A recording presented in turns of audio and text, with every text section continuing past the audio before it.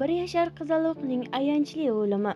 Assalomu alaykum qadrli muxlis. Bugun yana internetda shov-shuvlarga sabab bo'layotgan voqea bo'lganda ham bir norasidani ayanchli o'limi bilan yakun topgan baxtsiz tasodifga e'tiboringizni qaratmoqchimiz. Sizning fikringiz biz uchun muhim. Iltimos, videorolikni oxirigacha ko'ring. Yaqinda Toshkent shahar Chilonzor tumanida bir yoshli qizaloqni daraxt bosib qolishi oqibatida u halok bo'lgani haqida xabar bergan edik.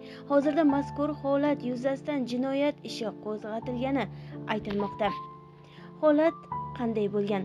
Unga ko'ra 55 yoshli enaga bolalar aravachasida 2023-yilda tug'ilgan qizaloqni olib ketayotganida uni daraxt bosib qolgan. Qizcha hodisa joyida vafot etgan.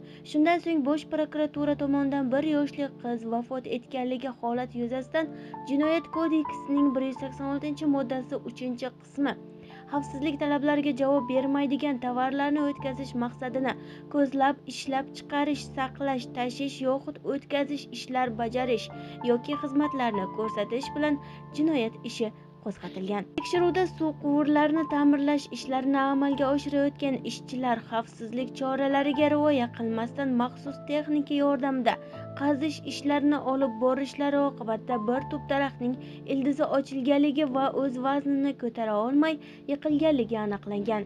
Shuningdek, Bosh prokurorning matbuot kotibi Hayot Shamsiddinov hodisa bo'yicha tergov harakatlari olib borilayotganini ma'lum qildi. Naqadar musibat! Endi ko'zni quvnatib qadam tashlab qolgan farzandidan ayrilgan onaning uning aravachada shu nuqtaga olib kelgan va aybsiz aybdorga aylanib qolgan enaganing holini tasavvur qilib bo'lmas, deb yozadi jurnalist. O'zi bugun ertalab ishga ketayotib, kvartalimiz juda serdaraxtda degan xayol kechgandi.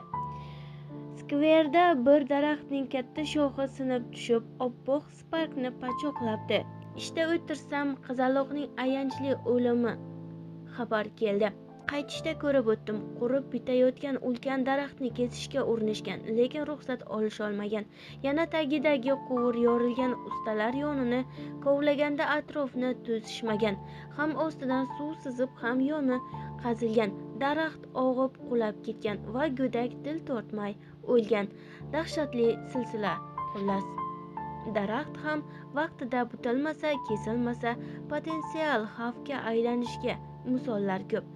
O'zi bizda qurib chirigan daraxtlarni kesish bo'yicha qandaydir tizim, nazorat bormi deydi u.